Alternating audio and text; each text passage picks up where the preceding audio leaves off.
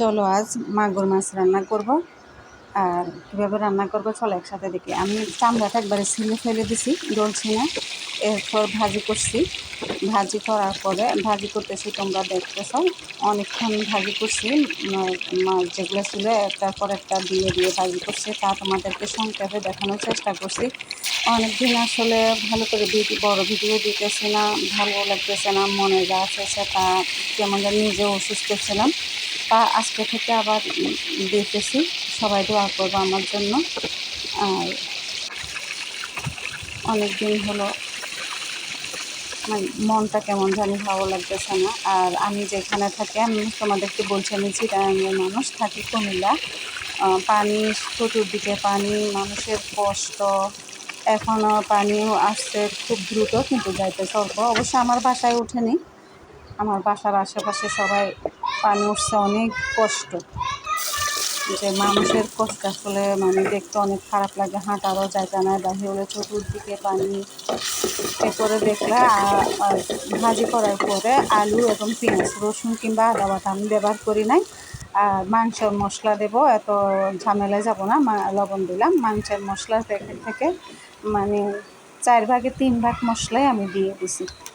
দিয়ে ভালো করে কষাবো। এর মধ্যে একটু পানিও দেবো, একটু লাড়ি ছাড়িয়ে করে একটু পানি দিয়ে ভালো করে কষাবো এগুলোকে।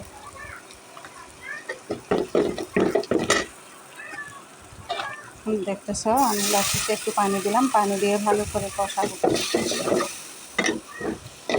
এই যে বন্যায় এত ক্ষতি হলো, আমরা যেন তাড়াতাড়ি তার থেকে মুক্তি পাই। মানুষের অনেক কষ্ট, অনেকে অনেক ঘর থেকে কিছু বাহির করতে পারছে না, অনেকে বাহির করতে পারছে। তো আল্লাহ যেন আমাদেরকে বিপদটা দিয়ে তৌফিক দান করে।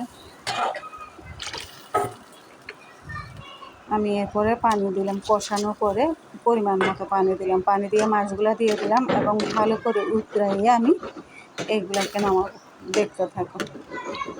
একটা ডিম ছিল, সেটাকে আমি ভাজি করছি, ভাঙিয়ে দিন, এইভাবে ভালো লাগে।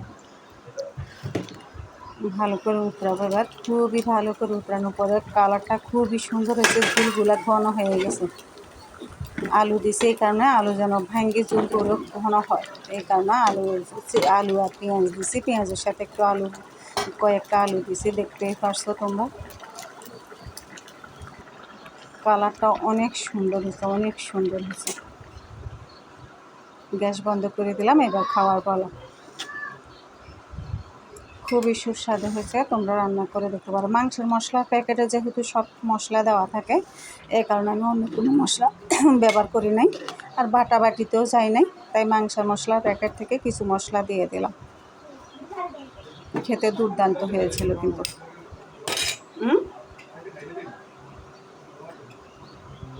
আর একটু জল দিবি কোনো